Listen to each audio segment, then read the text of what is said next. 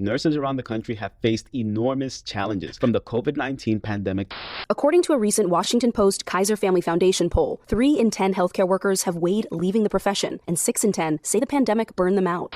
To an uncertain economic situation. Inflation isn't easing. Groceries up 13.5%, electricity up 15.8%, car repairs up 9.1%, rent up 6.7%. The bottom line, the average household is spending $460 more a month to buy the same goods and services as last year. But 2 major nurses unions in California have secured wage increases that are higher than ever before. Stanford and Kaiser nurses both negotiated increases of 17.5% and 22.5% respectively over 3 and 4 years. On paper, this looks great, but with the rate of inflation increasing from 1.4% in 2020 to 8.3% in 2022, are these really increases? There are some nurses that are still feeling left behind and wondering whether they got enough from these deals. In this video, we're going to compare Kaiser's and Stanford's wage increases. We're going to examine how they measure up against each other and against the economic realities of today's world. We'll look at things like average salaries for nurses across different levels of experience and factors which could affect the nurse's pay rate. I'm also going to show you what these salaries are going to look like after taxes are deducted and what you can afford on the income level of nurses in these 2 hospitals. After we factor all of this in,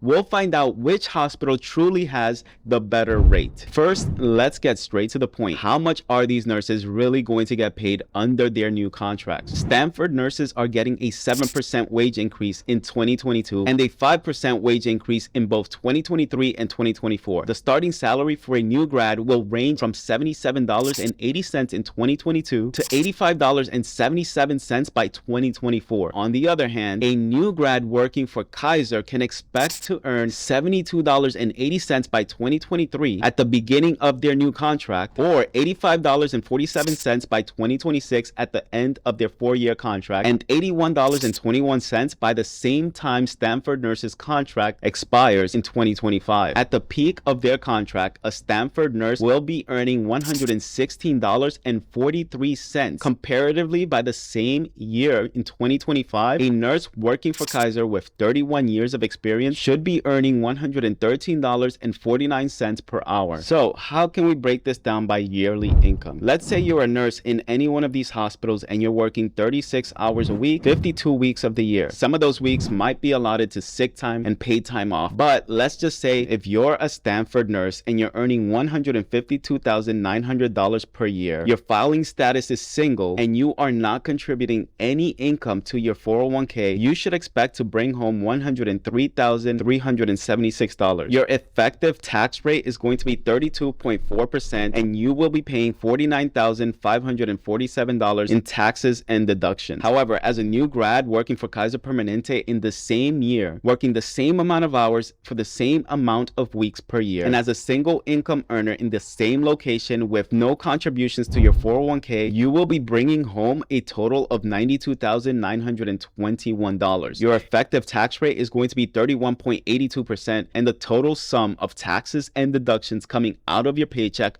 are going to be $43,360. So effectively, after taxes and deductions, as a Kaiser nurse, you will be left with $11,000 less than the Stanford nurse for the same amount of experience, same number of hours worked per week, and the same number of weeks worked per year. This also means that you're going to be left with $8,600 per month as a Stanford nurse and $7,743 as a Kaiser nurse. Let's take a look at the rent prices if you rent an apartment or a house. The least expensive room goes for rent for $1,700 per month, and it is located in Palo Alto, California. As you can see here from these pictures though, it does not look like a place that you would probably want to live in, but you would definitely be able to save a lot of your income if you were to live in a place like this. On the other hand, if you're looking for a newly renovated 2-bedroom, 2-bathroom apartment, you should expect to pay $3,490 per month, which means about half of your income is going to be going towards your rent. But the beauty of being a Kaiser nurse is that you don't have to live in a high cost of living area. You can choose to live in a place like Fresno, California, where the rent goes for as low as $700 a month for a 1-bedroom, 1-bathroom apartment. You just have to keep in mind that if you're going to be working in a high cost of living area, then you probably don't want to live in a high cost of living area. But I want to talk about why Kaiser nurses are so upset with what's happened with this tentative agreement and ultimately the ratified contract. The California Nurses Association, which is Kaiser's nurses union, had been working for about 2 months in these negotiations before putting a strike up for a vote. Of the nurses that voted, mind you, the nurses that voted, not all of the nurses within the Kaiser system, but the nurses that voted, 99% of them voted to go on strike. They then notified Kaiser that a 2-day strike was about to occur 10 days from that date. As that date was approaching, negotiations went on overdrive. The nurses were receiving emails from both Kaiser and the union. In the few days before the strike was supposed to take place, the negotiations were abruptly called off, a strike was averted, and a tentative agreement was made. But this all came as a surprise